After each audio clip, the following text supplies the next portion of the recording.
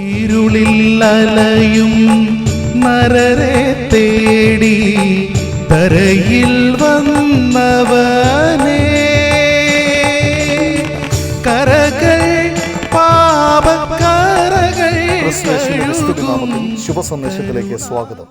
വിശുദ്ധ വേദപുസ്തകത്തിൽ യോഹന്നാൻ എഴുതിയ സുവിശേഷം 12-ാം അധ്യായം 32-ാം വാക്യത്തിൽ നാം ഇപ്രകാരം വായിക്കുന്നു: ഞാനോ ഭൂമിയിൽ നിന്ന് ഉയർത്തപ്പെട്ടാൽ എല്ലാവരെയും എങ്കിലേക്ക് ആകർഷിക്കും എന്ന് ഉത്തരം പറഞ്ഞു.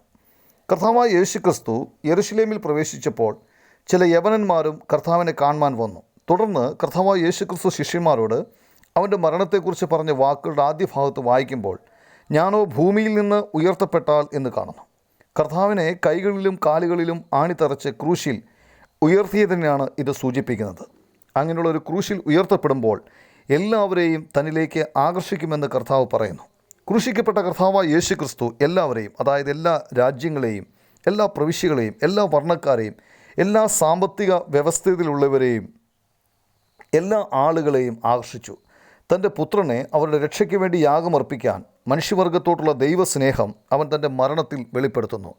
മാനവരാശിയുടെ മേൽ ഇറങ്ങേണ്ട ദൈവത്തിൻ്റെ നീതിയുടെ ശിക്ഷയായ മരണം കർത്താവ് സ്വയം ഏറ്റെടുത്തു എന്ന സത്യം ഈ വചനം വെളിപ്പെടുത്തുന്നു.